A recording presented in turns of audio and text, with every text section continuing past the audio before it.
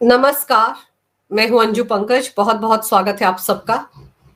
गला सबका सूखता है, डर सबको लगता है। डर अरविंद केजरीवाल को भी लग रहा है, वरना इतनी बौखलाहट किस लिए? अगर आपने पिछले 10 साल में दिल्ली में विकास के सारे काम किए हैं, तो फिर मुफ्त की रेवड़ियां बांटने की होड़ क्यों लगी हुई है? कई बार तो ऐसा लगता है जैसे कि अरविंद केजरीवाल के पास कहीं से कुबेर का खजाना आ गया है। हर किसी के लिए वादा कर रहे हैं कि चुनाव जीतने के बाद उसको भी तनख्वाह दे देंगे, उसको भी वेतन दे देंगे। ताजा मामला जो सामने आया है उसमें आप देखिए, अरविंद केजरीवाल ने शुक्रवार को फिर से प्रेस कॉन्फ्रेंस की, तथाकथित प्रेस कॉन्फ्रेंस जो वो 5 से 7 मिनट के लिए करते हैं। और इस प्रेस कॉन्फ्रेंस में उन्होंने एक और रेवड़ी बांट दी, एक और लॉलीपॉप थमा दिया, एक और शगुफा छेड़ दिया। उन्होंने कहा कि चुनाव जीतने के बाद आरडब्ल्यूए को अपने इलाके में सिक्योरिटी गार्ड रखने के लिए दिल्ली सरकार पैसा देगी। यानी कि दिल्ली में जो सोसाइटीज है जहां पर लोग रहते हैं, उनका जो रेजिडेंट वेलफेयर एसोसिएशन है, वो जो अपनी सोसाइटीज के लिए गार्ड रखते हैं, चौकीदार रखते हैं, उसका वेतन आम आदमी पार्टी देगी, अरविंद केजरीवाल की सरकार देगी अगर वो चुनाव जीत जाते हैं। और फिर साथ ही उन्होंने कहा कि ये भी हमारी पार्टी की एक गारंटी है जिसे हम चुनाव के बाद पूरा करेंगे। कितनी गारंटियां देंगे अरविंद केजरीवाल लोगों को? किस किस को लॉलीपॉप थमाएंगे? पिछले 10 साल के दौरान 2015, 2020 में या 2013 में उन्होंने जो वादे किए थे, आज तक वो वादे नहीं निभाए और मुफ्त की रेवड़ियां बांटते चले जा रहे हैं। जो गेस्ट टीचर थे जिनको रेगुलर करना था, 25,000 के आसपास है वो गेस्ट टीचर, उनको तो रेगुलर नहीं किया गया। उनको तो वेतन भी बड़ी मुश्किल से मिलता है। डीटीसी के संविदा पर रखे गए जो कर्मचारी हैं, ड्राइवर और कंडक्टर हैं, उनसे तो वादा अरविंद केजरीवाल के मंत्री सौरभ भारद्वाज ने 27/1/2014 को किया था। लिखित में ये वादा किया था। लिखित में उनसे कहा था कि एक कमेटी बनाई जा रही है, 1 महीने के अंदर वो अपनी सिफारिशें देगी और फिर उन सबको रेगुलर कर दिया जाएगा। ये 2014 की बात है और अब 2024 आ गया है, आज तक उन लोगों को पक्का नहीं किया गया है। वेतन भी बड़ी मुश्किल से मिलता है उनको। और जितना वेतन डीटीसी के ड्राइवर्स और कंडक्टर्स को मिलता है, उस वेतन के बारे में सुनकर आप हैरान रह जाएंगे कि जो दिन रात दिल्ली की सड़कों पर बसें दौड़ाते रहते हैं, उनको महीने के आखिर में 19,000 और 21,000 का वेतन मिलता है। फिर अरविंद केजरीवाल ने वो जो सिविल डिफेंस वॉलंटियर्स थे उनके साथ क्या किया? क्या उनको पक्का कर दिया? वो जो बसों में मार्शल रखे गए थे जिनको खुद अरविंद केजरीवाल ने बाहर का रास्ता दिखाया था, क्या उनको पक्का कर दिया? जो पहले वादे किए थे अरविंद केजरीवाल ने, उनको आज तक पूरा नहीं किया। मुफ्त में बिजली, मुफ्त में पानी, ये स्कीम लेकर अरविंद केजरीवाल ही आए थे। इसी मुद्दे पर अरविंद केजरीवाल ने 2013 में पहली बार शीला दीक्षित को हराया था। लेकिन इस बार अरविंद केजरीवाल को पता है कि ये मुद्दे चलने वाले नहीं है। काठ की हांडी 2 बार चढ़ चुकी है, इस बार नहीं चढ़ने वाली है। इसीलिए वो एक के बाद एक लॉलीपॉप जो है वो जनता को थमाते जा रहे हैं। महिलाओं को भी थमा दिया है लॉलीपॉप। चुनाव जीते तो 2100 रुपए उनके खाते में आएंगे। पुजारियों और गुरुद्वारों के जो ग्रंथी हैं उनको भी वेतन दिया जाएगा, जबकि जो इमाम है, मौलवी हैं, उनको अरविंद केजरीवाल पिछले 10 साल से वेतन देते आ रहे हैं। लेकिन चुनाव अब जब सिर पर आ गए हैं तो उनको पुजारियों और ग्रंथियों का ख्याल भी आ गया। ये जो ख्याल अरविंद केजरीवाल को आ रहे हैं, ये जो मुफ्त की रेवड़ियां वो बांट रहे हैं, ये यूं ही नहीं आ रहे हैं। वो इसलिए आ रहे हैं क्योंकि अरविंद केजरीवाल डर गए हैं कि नई दिल्ली जो सीट है, जो उनके लिए बड़ी आसान रही है, 2013 में भी उन्होंने वहीं से चुनाव जीता था, 2015, 2020 में भी उन्होंने वहीं से चुनाव जीता था, लेकिन इस बार राह आसान नहीं है। यही वजह है कि आम आदमी पार्टी के सभी नेता, सभी मंत्री, सभी सांसद नई दिल्ली विधानसभा सीट पर ही कन्वेंसिंग करते नजर आ रहे हैं। सबका ध्यान वहीं पर लगा हुआ है।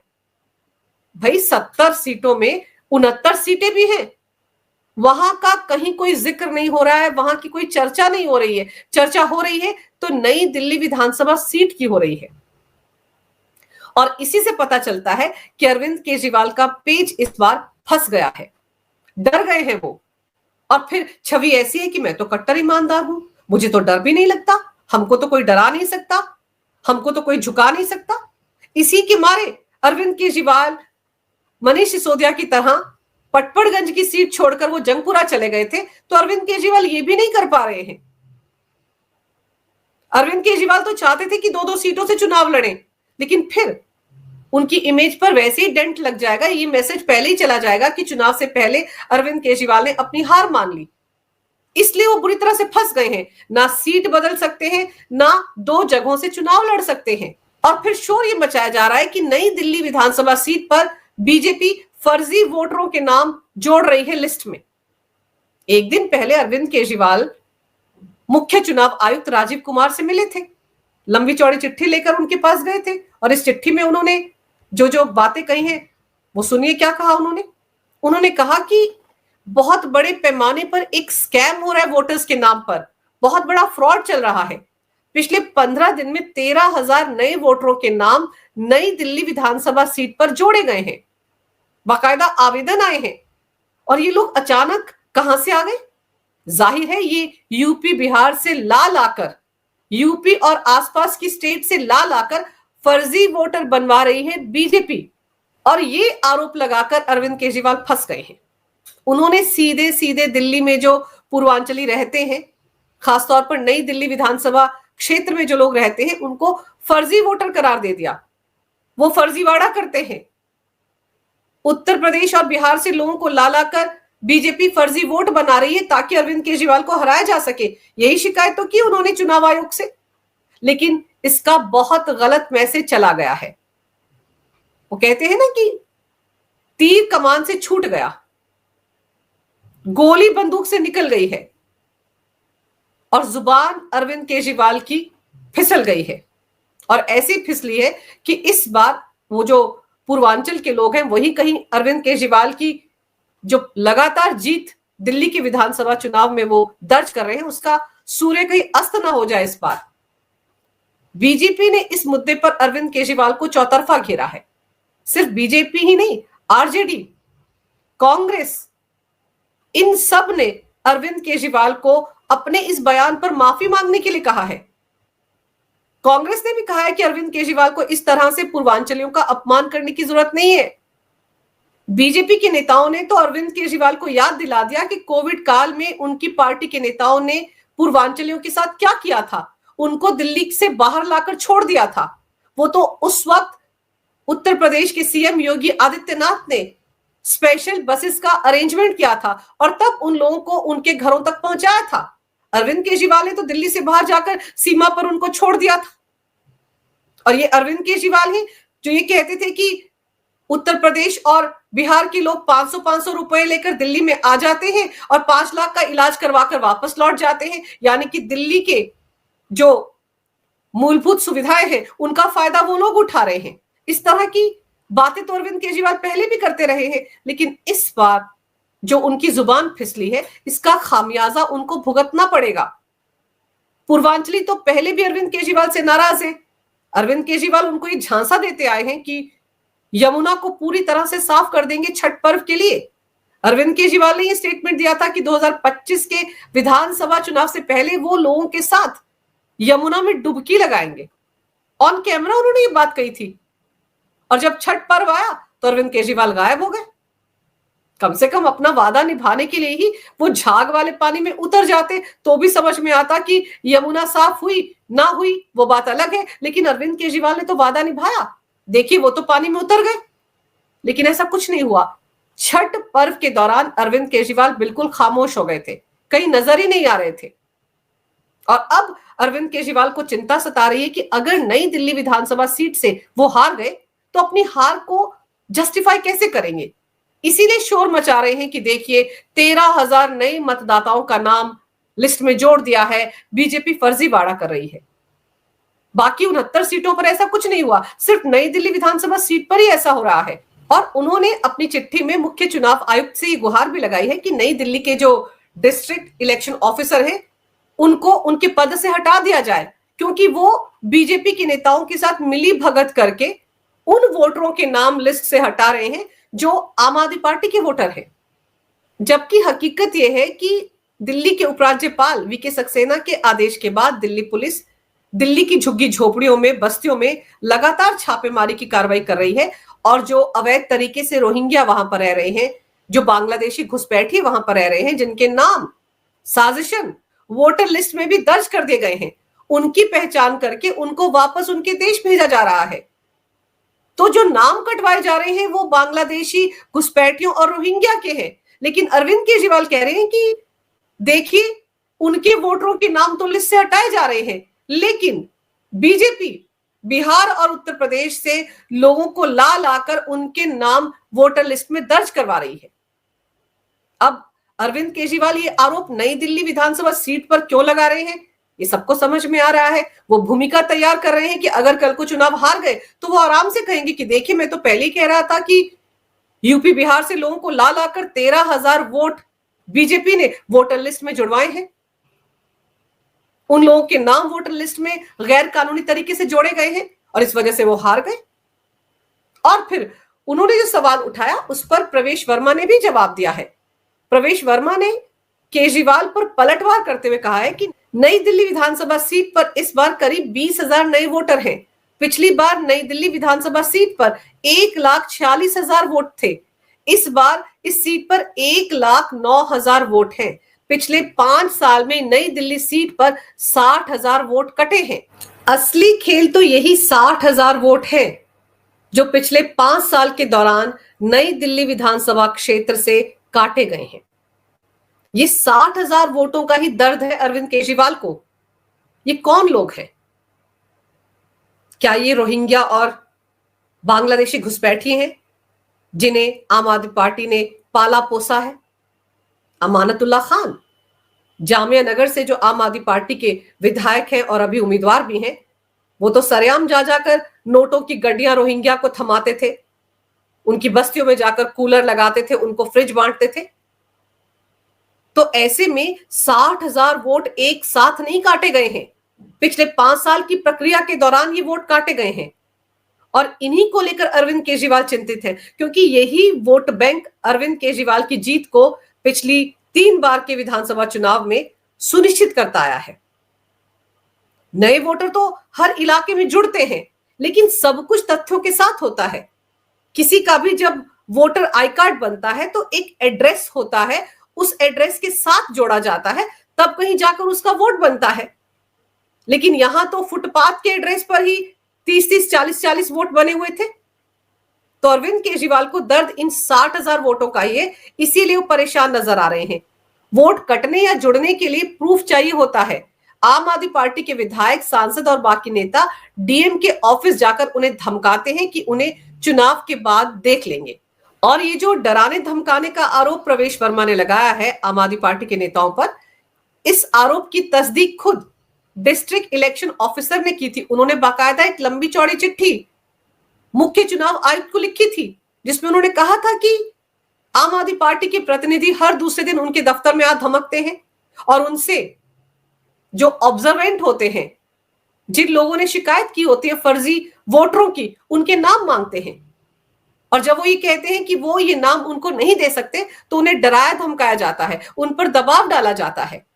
और उसी चिट्ठी के चलते मुख्य चुनाव आयुक्त ने जिस दिन चुनाव की तारीखों का ऐलान किया था, उस दिन उन्होंने कहा था कि राजनीतिक पार्टियों को जो चुनाव अधिकारी हैं उनको डराना धमकाना नहीं चाहिए, उन पर दबाव नहीं बनाना चाहिए।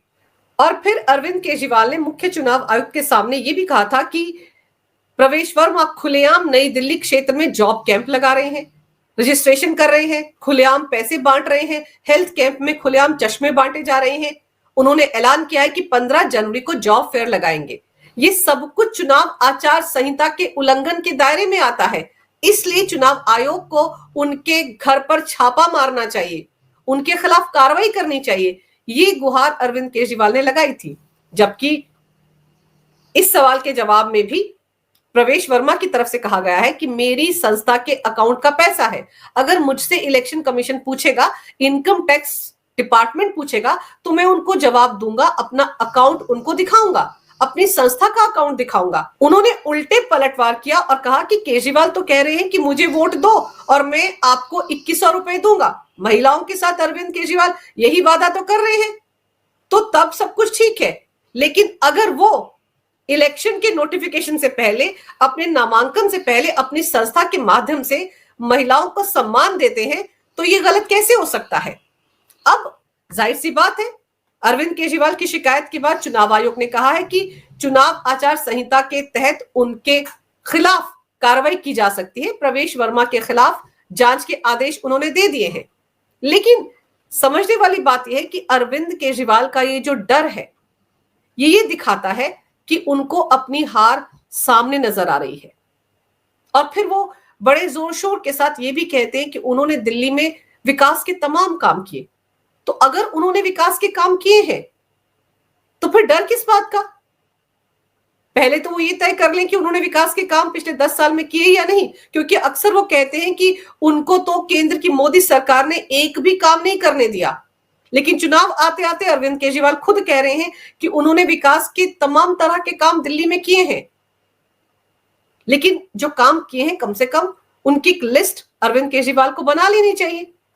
और अगर उन्होंने विकास के काम किए हैं तब तो दिल्ली की सड़कें चकाचक होंगी, कूड़े के ढेर कहीं पर नहीं होंगे, लोगों को घरों में 24 घंटे पीने का साफ पानी मिल रहा होगा, क्योंकि लोगों के घरों में तो जो पानी आता है वो काले पीले नीले रंग का आता है, बदबूदार पानी आता है। बढ़े हुए बिल उनकी सरकार में लोगों को मिले, पानी के, बिजली के भी बढ़े हुए बिल मिले। तो फिर अरविंद केजरीवाल क्या कर रहे थे उनकी सरकार के दौरान? जब बिजली पानी मुफ्त में था तो बढ़े हुए पानी के बिल और बढ़े हुए बिजली के बिल लोगों के घरों तक पहुंच कैसे गए? और फिर अब अरविंद केजरीवाल खुद कहते हैं कि उन बिलों का दिल्ली की जनता भुगतान ना करे, अगर वो चुनाव जीतकर आ गए तो फिर उन बिलों को माफ कर दिया जाएगा। अगर आपने विकास के काम किए हैं तो आपको डरने की क्या जरूरत है? 13 की जगह 36,000 नए वोटर जुड़ जाएं नई दिल्ली विधानसभा सीट पर, आपका तो काम बोलेगा, आपने तो अच्छा काम किया है और लोग आपके काम पर वोट देंगे। लेकिन अगर आपने काम नहीं किया है और आप मुफ्त की रेवड़ियों के भरोसे रहे हैं, डर तो आपको तब लगेगा। और अरविंद केजरीवाल इसीलिए डर रहे हैं क्योंकि दिल्ली में विकास का काम पिछले 10 साल में हुआ ही नहीं। बहाना बनाया आम आदमी पार्टी सरकार ने कि मोदी सरकार उनको काम करने ही नहीं देती, एलजी अड़ंगा लगाते हैं। लेकिन अब जिस तरीके से वो एक के बाद एक रेवड़ियां बांट रहे हैं, महिलाओं को 2100 रुपए, ग्रंथियों और पुजारियों को भी 18,000 रुपए हर महीने दिए जाएंगे, और अब आरडब्ल्यूएस जो है, उनके जो गार्ड है, उनको भी वेतन का पैसा आम आदमी पार्टी देगी। पता नहीं अरविंद केजरीवाल की शायद कोई लॉटरी लग गई है। एक तरफ तो दिल्ली का खजाना पिछले 31 सालों में 7,000 करोड़ के डेफिसिट पर चल रहा है, राजकोषीय घाटा हो रहा है। खुद वित्त विभाग के सचिव ने दिल्ली की सीएम और वित्त मंत्री आतिशी मार्लेना को 1 महीने पहले चिट्ठी लिखकर ये बताया था कि अगले 2 महीने में उनके पास इतना पैसा नहीं है कि दिल्ली के सरकारी कर्मचारियों को वेतन दिया जा सके। तब आतिशी मार्लेना केंद्र सरकार के पास 10,000 करोड़ का कर्ज मांगने के लिए गई थी। तो अगर घाटे में नहीं चल रहा है सरकारी खजाना तो कर्ज मांगने की जरूरत क्या थी? और अगर सरप्लस में पैसा है तो फिर जो बजट पेश करते वक्त दिल्ली की महिलाओं को 1,000 रुपए उनके खाते में डालने का वादा किया गया था, वो वादा पिछले 10 महीने में पूरा क्यों नहीं किया गया? क्यों लटकाया गया उस वादे को? तो ऐसे में अरविंद केजरीवाल सिर्फ और सिर्फ अपनी जीत को सुनिश्चित करने के लिए ये इनके इन प्रकार इस बार की विधानसभा चुनाव में अपनी पार्टी की नैया पार लगाने के लिए इस तरह की मुफ्त की रेवड़ियां भी बांट रहे हैं और साथ ही साथ फर्जी वोटरों के मामले में जमकर रायता फैला रहे हैं। और जो शिकायत उन्होंने चुनाव आयोग से की है प्रवेश वर्मा की, तो ये जो चुनाव आचार संहिता से जुड़े मामले होते हैं, इनमें कार्रवाई क्या होती है ये सब जानते हैं। कई बार तो ऐसा होता है कि कार्रवाई होती रहती है और चुनाव की प्रक्रिया खत्म भी हो जाती है। तो अब प्रवेश वर्मा के मामले में जांच में क्या होता है, इस पर भी सबकी नजरें हैं। और दूसरे अरविंद केजरीवाल आने वाले ये जो 20-25 दिन है चुनाव के, इस दौरान पता नहीं और किस किस को रेवड़ियां बांटते हैं। अब तो ऐसा लग रहा है कि अगर रेवड़ियां बांटने का मामला सोसाइटीज के गार्ड तक पहुंच गया है, तो हो सकता है अरविंद केजरीवाल एंड पार्टी लोगों के घरों में जाकर ये कहे कि उनके घर में जो काम वालियां आती हैं उनकी तनख्वाह भी आम आदमी पार्टी देगी। अब तो सिर्फ यही बाकी बचा है। लेकिन फिर भी अरविंद केजरीवाल को इस बात का भरोसा इस बार कतई नहीं है कि वो नई दिल्ली विधानसभा क्षेत्र से चुनाव जीत जाएंगे। कांग्रेस भी अपने पूरे दमखम के साथ मैदान में उतरी है। संदीप दीक्षित भी तो अरविंद केजरीवाल की घेरेबंदी कर रहे हैं, 10 साल बाद ही सही, लेकिन उन्होंने शीला दीक्षित पर अरविंद केजरीवाल ने जो भ्रष्टाचार के आरोप लगाए थे उस मुद्दे में सवाल तो उठाए हैं। वो जो 370 पन्नों की फाइल लेकर अरविंद केजरीवाल घूमते थे उस फाइल पर सवाल उठाए हैं और यहां तक कहा है कि वो अरविंद केजरीवाल के खिलाफ मानहानि का केस करेंगे। और फिर अरविंद केजरीवाल को यह भी पता है कि उनका जो वोट बैंक है, मुस्लिम वोट बैंक, वो तो उन्होंने कांग्रेस से ही छीना है। और अगर कांग्रेस दमखम के साथ मैदान में उतरती है तो किसी और को नुकसान पहुंचे ना पहुंचे, लेकिन अरविंद केजरीवाल को डेंट जरूर मारेगी। ओवैसी ने भी अरविंद केजरीवाल को डरा दिया है। तो ये सारे ऐसे मुद्दे हैं जिसके चलते अरविंद केजरीवाल बौखलाए हुए हैं, जुबान लड़खड़ा रही है, कुछ का कुछ बोल रहे हैं और इसीलिए पूर्वांचलियों पर जो बयान उन्होंने दिया है वो उनको इस बार भारी पड़ने वाला है। अगर आपको ये वीडियो अच्छा लगे तो कृपया इसे लाइक करें, शेयर करें। अगर आप पहली बार मेरे चैनल पर आए हैं तो कृपया मेरे चैनल को सब्सक्राइब करना ना भूलें। मेरे चैनल को अपना पूरा समर्थन दें। ये वीडियो देखने के लिए बहुत बहुत धन्यवाद। नमस्कार। भारत माता की जय हो। वंदे मातरम और जय श्री राम।